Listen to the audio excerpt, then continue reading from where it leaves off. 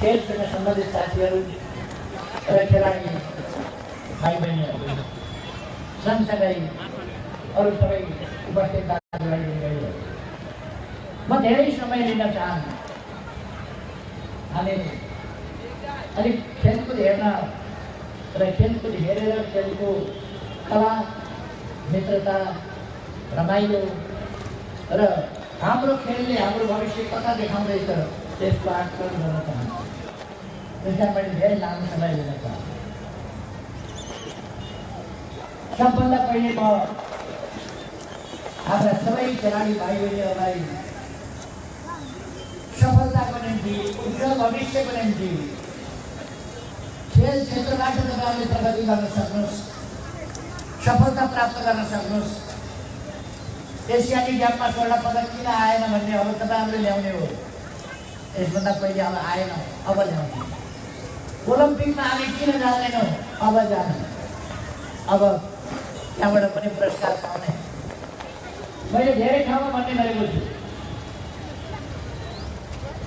हाम्रो देश हाम्रो भूगोल जस्तो छ यस ठाउँमा थोरै अक्सिजनमा सास गर्ने बानी परेका हिमाली भेगका उच्च उचाइका बासिन्दा तपाईँ हामी सबैलाई सायद थाहा छैन होला। सगरमाथा जोड्का छन्, अलगा अलगा 8000 मिटरभन्दा माथिका हिम शिखरहरू जोड्का छन्। त्यो सबै हाम्रा नेपालीले विश्वका जहाँसुकै ठाउँ हाम्रा नेपालीले समातेर तानेर घिसारेर कहिले कहिले अगल पर्दा बोकेर लगेर राखिदिनु। हिमाली दौड अरूले गर्न सक्दैन। हाम्रा नेपालीहरू पर्वतारोहीलाई पनि लिएर जान्छन्, भाली पनि लिएर जान्छन्, सब सामान लिएर जान्छन्। ट्रेन पनि तपाईँले देख्नुहुन्छ, त्यो ट्रेनको पनि हालेर हुन्छ, ट्रेन पनि हालेको गएर अनि हिँड्दै पर्वतारोही पनि गलाइबाट ढल्किन्छ, त्यसलाई पनि रोक्नु त्यसरी पुर्याएको हुन्छ। नेपाली त्यस्तो छ। उकाली ओह्राली आउने दिनचर्या यस्तो ठाउँका हामी पौडी पहिले भर्खर स्विमिङ पुल देखिन थाल्यो। मैले त कन्काईका भेलमा सिकेँ आउँछ। कन्काईका भेलमा पौडी सिकेर वारिपारी गर्न आनन्द आउँछ। हामी खोला जे होस्, हाम्रा पुर्खाहरूले उल्लो डाँडाबाट पल्लो डाँडामा गएको हान्छ। त्यही दिन अहिले क्रिकेट बलिङ गर्दाखेरि प्रयोग गरिन्छ। गएको हात रोलिङ गरेर फ्याँक्ने, घुमाएर फ्याँक्ने हाम्रा पुर्खाले उहिले जाने। हाम्रा पुर्खा यता ढुङ्गाका छेलो खेल्दैन, छेलो फ्याँक्नेमा कम्पिटिसन हुन्थ्यो। ठुल्ठुला ढुङ्गा कसले टाढासम्म पुऱ्यायो। अहिले त साना बल बुढा क्रिकेट त्यसै फ्याँक्दैन हो। हामी त ठुल्ठुला ढुङ्गा फ्याँकेर कम्पिटिसन गर्नेका सन्तान। अलिकति मौका नपाएर भने साथीहरू भन्नु यहाँ सरकारले अलिकति ध्यान दिनु पर्यो। त्यसका लागि व्यवस्था गर्नु पर्यो, अलिक प्रोत्साहित गर्नु पर्यो। यो पनि एउटा क्षेत्र हो भन्ने कुरा ठान्नु पर्यो। त्यसका निम्ति अलिक बजेट छुट्याइदिनु पर्यो, आवश्यक सुविधा सहुलियत दिनु पर्यो, प्रेरणा प्रोत्साहन दिनु पर्यो। खेलमा खेलाडी पठाउनु पर्यो दुनियाँमा। खेलाडी नपठाएर आफन्त पठाउने, दादा गोदा पठाउने कहाँबाट दिएको। खेलाडी जाँदैन कोरियामा। एउटा नपठाएको आफै गएको खेलाडीले आफै गएको एउटा बच्चीले पदक जितेर आफै गएको। खेलकुद परिषदले पठाएको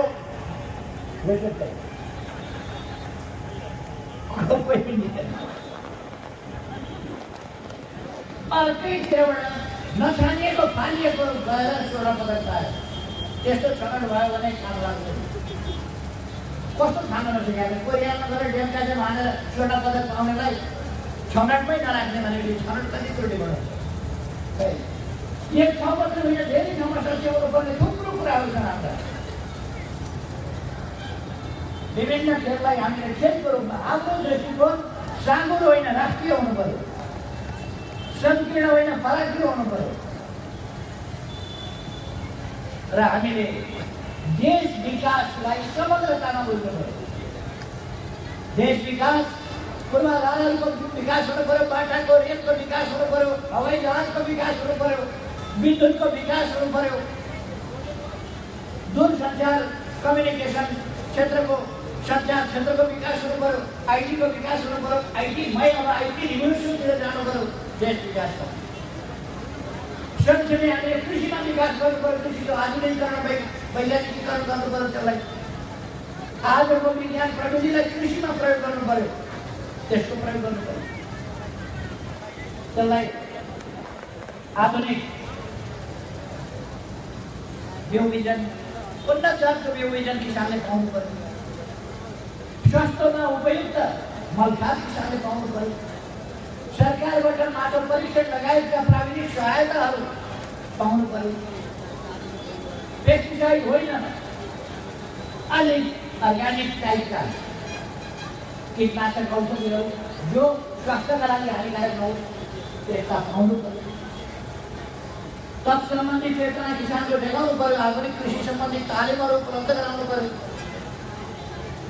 र बजारको व्यवस्था गर्नु पर्यो।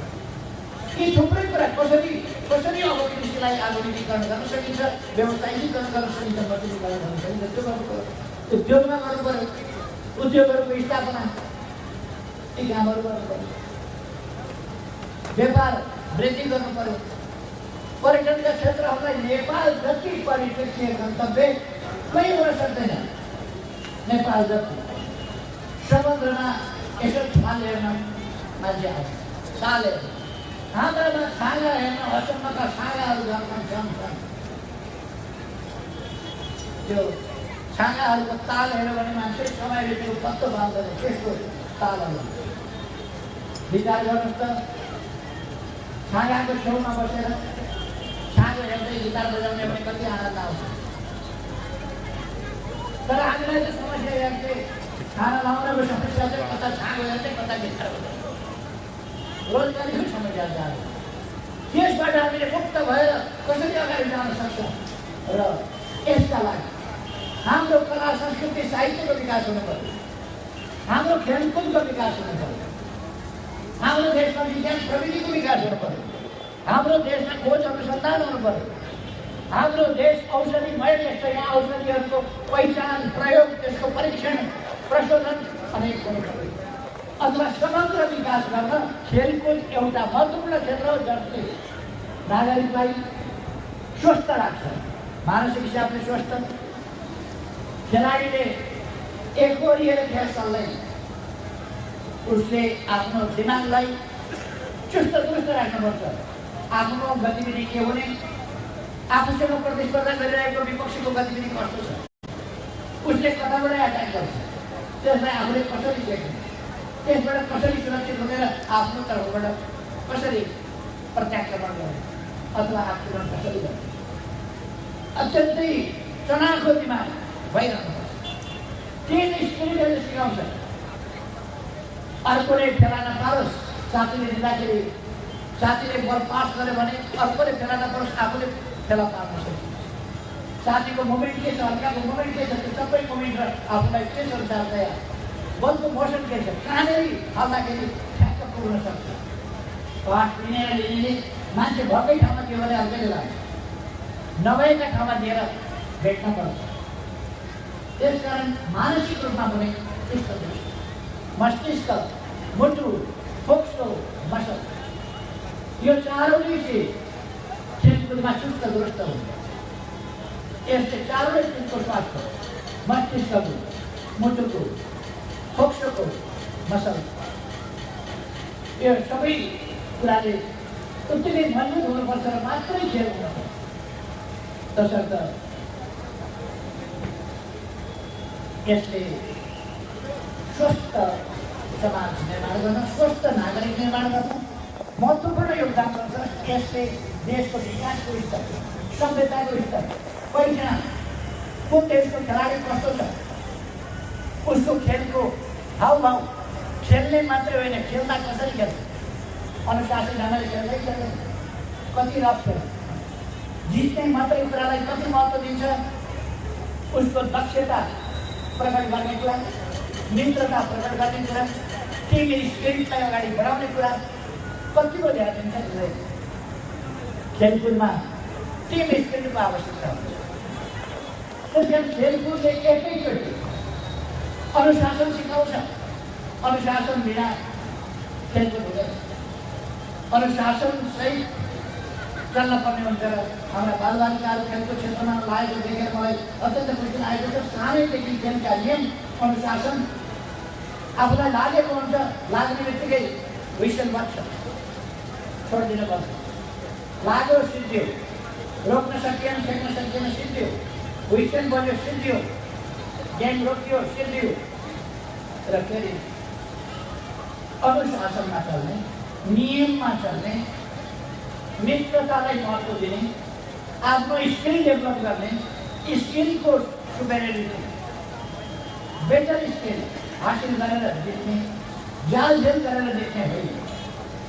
र हामी नेपालीहरू यस्ता कुराहरूमा हाम्रो पुस्ताउने जेनेटिक हाम्रो परम्परा के हो भने हामी छोटा ढङ्गले प्रतिस्पर्धा गरेर त्यसरी जित्ने कुरामा विश्वास।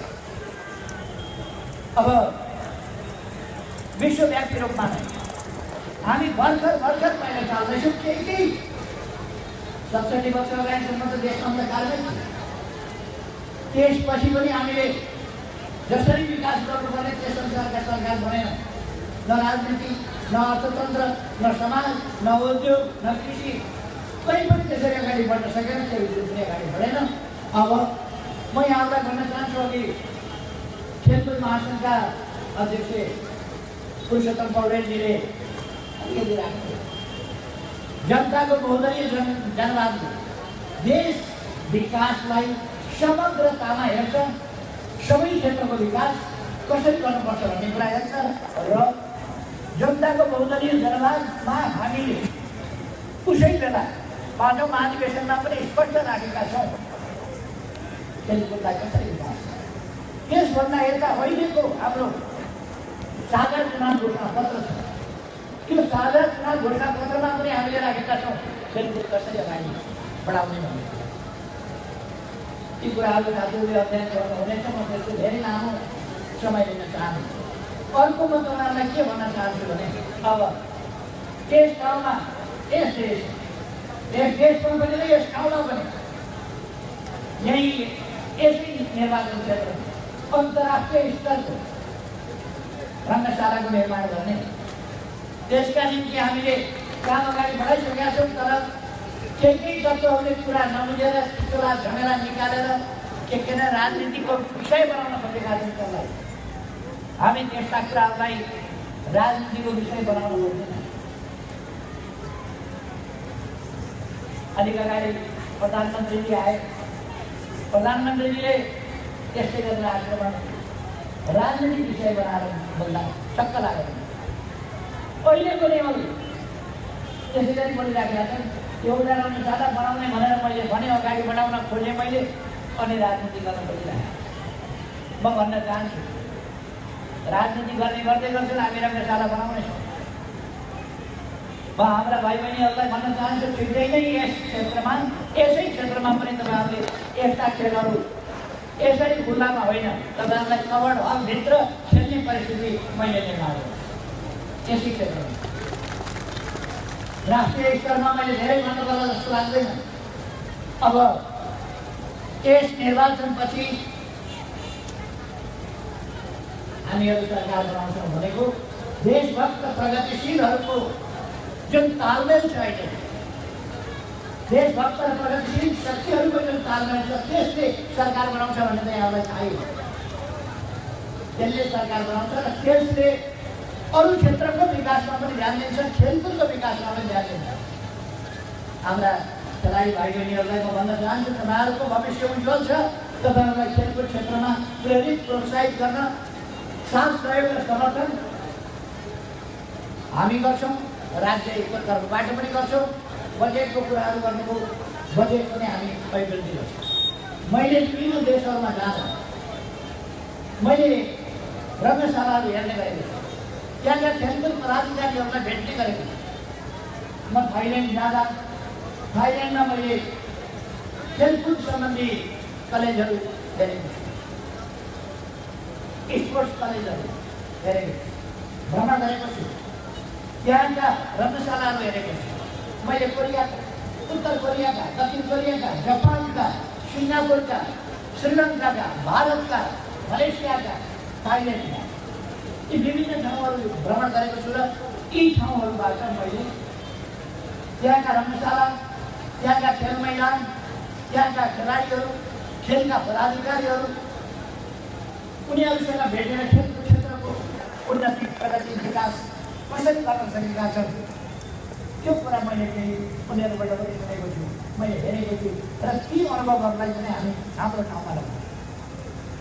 हाम्रो ठाउँमा हाम्रा पहिलेदेखिका परिचित खेलहरू र अहिले नयाँ लोकप्रिय हुँदै गएका खेलहरू, सबै खेलहरूलाई हामी कसरी अगाडि बढाउन सक्छौँ र हामी हाम्रो खेल जगतलाई कसरी स्तरीय बनाउन सक्छौँ, अन्तर्राष्ट्रिय स्तरमा उठाउन सक्छौँ, त्यसका निम्ति अरू कुनै कुरा होइन, हामीले अवसर दिने, सुविधा सहुलियत दिने र खेलाडीलाई के खाने भन्ने समस्याबाट मुक्त गरिदिएर जसले पनि मेडल प्राप्त गर्न सक्छ भन्ने हुँदैन। मेडल प्राप्त गर्ने त्यस प्रकारका केही गुणहरू भए त्यस्ता खेलाडीहरूको छनौट, अलिक कलिलेदेखि खेलाडीहरूको छनौट र भविष्यको तयारी ती कामहरू गर्नु। हाम्रा खेलाडीहरूले अत्यन्त प्रतिकूल अवस्थामा केही नहुँदा नहुँदै नेपालका खेलाडीहरूले महत्त्वपूर्ण योगदान गरेका छन्, कामहरू गरेका छन्। चाहे हामी आफ्ना झापाकै हरिखड्काको कुरा गरौँ, हरिखड्का यहाँ हुनुहुन्छ, सबै साथीहरूले चिन्नुहुन्छ जस्तो लाग्छ मलाई। प्रसिद्ध फुटबल खेलाडी एक ढङ्गले झापाको मात्र होइन, नेपालकै फुटबलको क्षेत्रमा एउटा गौरवपूर्ण नाम हो हरिखड्का। यस्तै साथीहरू पनि थुप्रो हुनुहुन्छ, उनीहरूदेखि हामी गर्व गर्न सक्छौँ। वैकुण्ठ मानन्दर जस्ता, दीपक जस्ता हामी गर्व गर्न सक्छौँ। यहीँबाट हाम्रा केही यिना हाल उब्रेली